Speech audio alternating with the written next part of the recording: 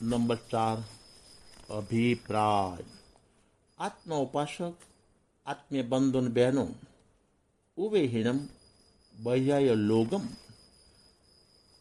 પરમાત્મા કહી રહ્યા છે બહારના લોકની ઉપેક્ષા કરો, ઉપેક્ષા કરો, ઉપેક્ષા કરો, પરંતુ આ જીવાત્મા અવળા અભિપ્રાય લઈને બેઠો છે. પ્રશ્ન: અભિપ્રાય માત્ર સંઘની પંચેન્દ્રિયને જ હોય છે કે અન્યને હોય છે? ઉત્તર: અભિપ્રાય જીવ માત્રને હોય છે. સંસારી પ્રત્યેક જીવને હોય છે. 24 દંડકના જીવોને અભિપ્રાય હોય છે.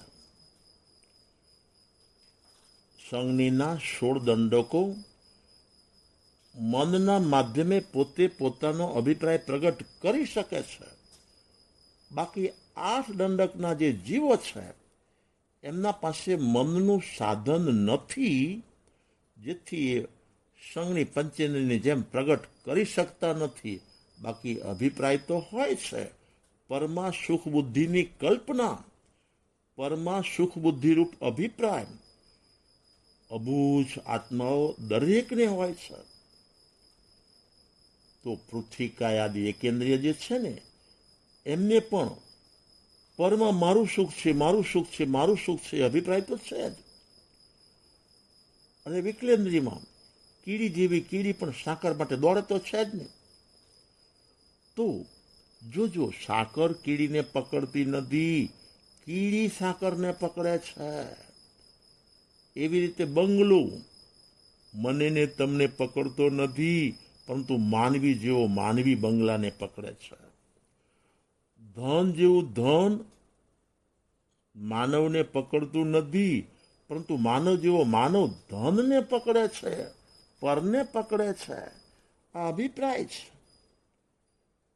જો છો, કીડી ક્યારેક ચટકો ભરે ને તો એ ચટકો છોડાવવો છે તો આપણે છોડાવવા માટે સતત પ્રયત્ન કરીએ છીએ, પરંતુ કીડી, આપણા શરીરે ચોટેલી કીડી એકના બે કટકા થઈ જશે, પરંતુ જેને પકડેલું છે, લોહીનો તસ્યો જે પકડેલો છે એ છોડવા તૈયાર નહીં થાય.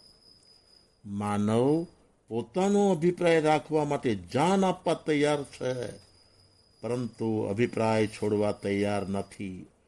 પરમાં સુખ બુદ્ધિનો અભિપ્રાય છોડાવવો અઘરો ને અઘરો છે.